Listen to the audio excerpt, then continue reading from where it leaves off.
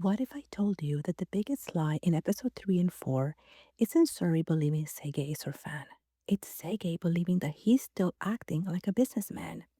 By the end of episode 4, he has bought an entire talent agency for one actress, rushed to a police station because she might be in danger, adopted a dog he didn't want, and wrapped his arms around the one person who completely breaks his carefully ordered world.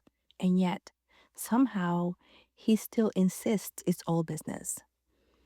Today, we're diving into the symbolism and the hidden meanings behind episodes 3 and 4 of My Royal Nemesis.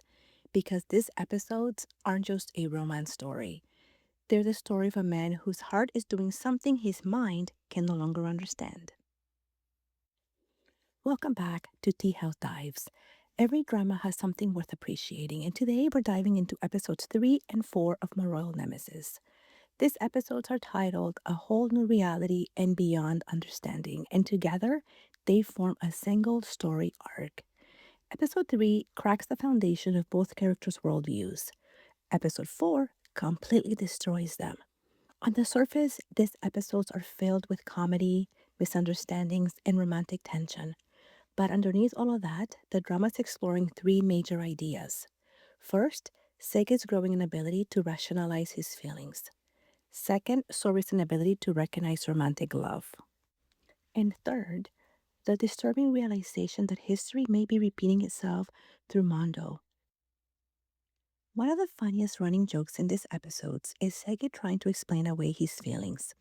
According to him, purchasing Sori's talent agency is simply an investment.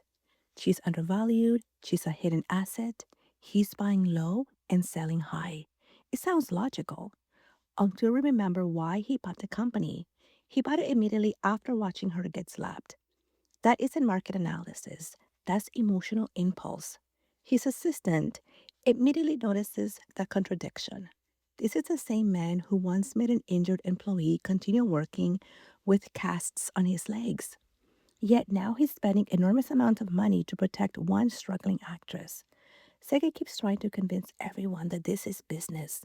But the more he explains himself, the less believable he becomes.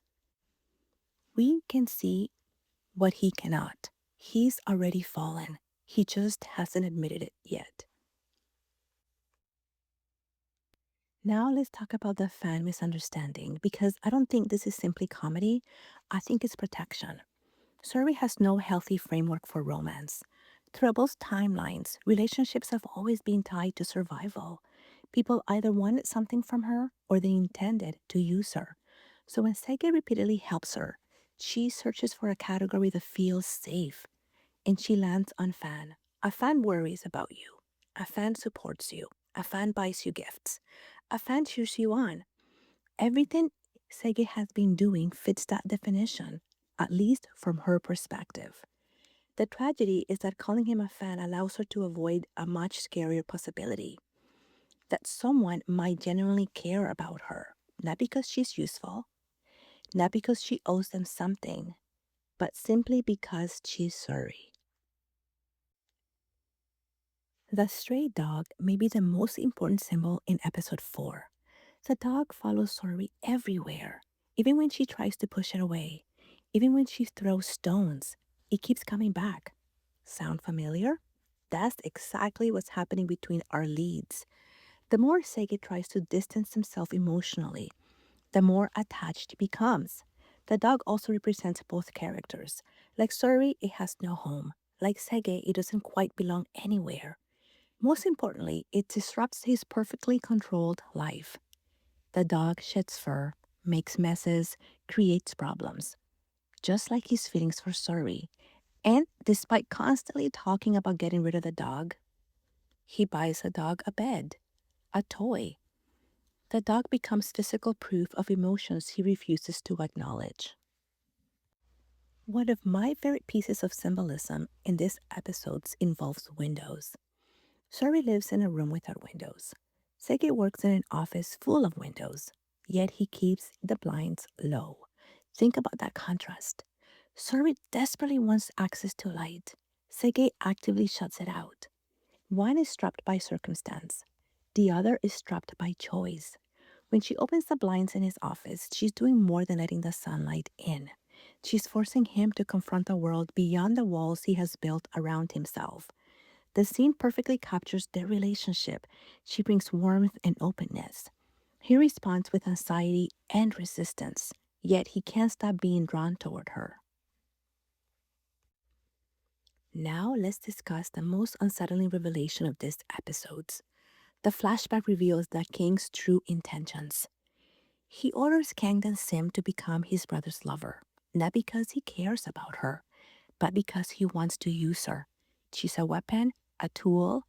Now let's look at Mun-do. He approaches Seo-ri with kindness, with warmth, with concern, and then he tells her she should become Se-gye's person, maybe even share a future with him.